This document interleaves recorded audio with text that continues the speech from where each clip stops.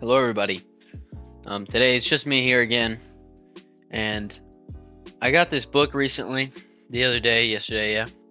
I was out and I was at a bookstore, and I found this, and I was like, "Wow, I don't really have a devotional to keep me in my word every day, learning different things aside from whatever book I'm reading."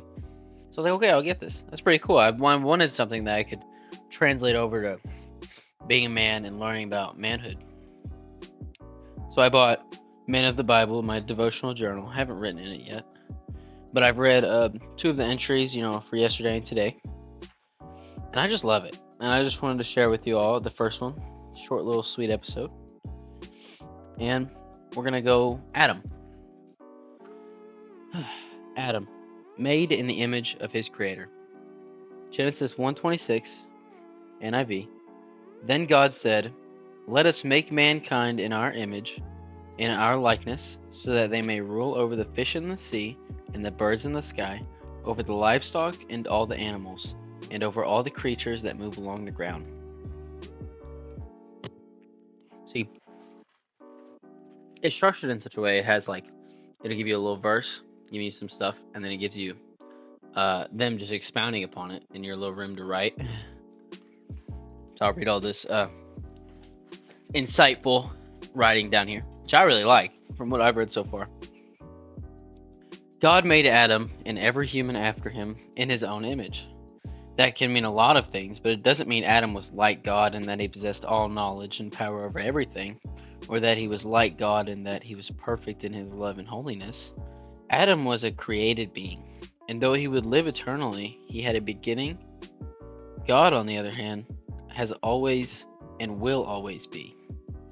First and foremost, created in God's image means that the Lord made humans as the only living things on earth with a true consciousness of their creator. While all created things owe their existence to their creator, only humans can truly know and love the one who made them. So if we take that into consideration, that specifically, we can think about animals and do our pets go to heaven? Or will we know there's some kind of peace for them? And I like to think if God goes through the trouble and the thought to feed them and, keep them alive, that yes, he isn't just going to let them die and, have a bad end. And whether they go to just sleep forever, eternal just gone, they don't think that's a peaceful death regardless. They're not going to hell. God has spent the first 6 days of creation making the cosmos, the earth, and plants and animals. All of those things are in their own ways reflections of God, the Creator, but none of them truly bore his image the way the first man did. That's because God wanted people to see him in all creation, and because he wanted a loving, personal, creator/created relationship with the only beings he truly created in his own image, us. So, what does a creator-created relationship look like? Well, that is basically your faith in God and your love. So, for us as Christians, we have that relationship. We aren't just a religion. We are a relationship with God that is going to have value in all things to come, in all our life. Now, plenty of people are going to say, "Oh yeah, I'm Christian," but there's no relationship. Relationship is all that matters in it, because that's your faith. So, if you want this relationship, or you claim to have it, here's what it should look like. It should look like reading your Bible, focusing on building knowledge, commitment to the church, and your actions. They really say you should represent God. If people should notice things about you that are different. And that shows your relationship. Your relationships need to be one of love. The same way we hold relationships and dating with friends and stuff, that's the same with God. You have to talk to God. You have to love God. You have to want to learn more about him.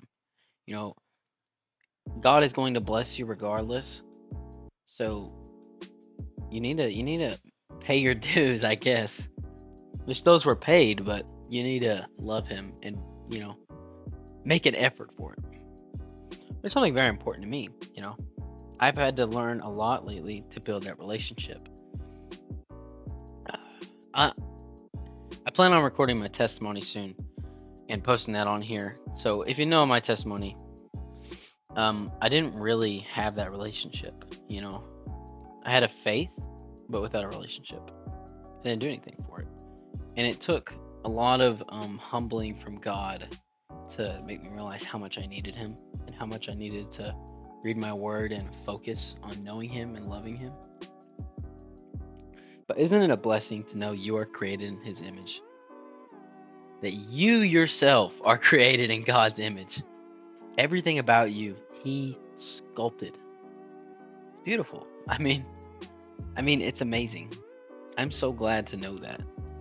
I've been reading through Daniel with my friends, and Daniel 2 talks about there is a God in heaven. That's a specific thing that is, nailed upon. And that's something incredibly beautiful to remember. There is a God in heaven, and you can have peace because of that. Thank you all for listening to me.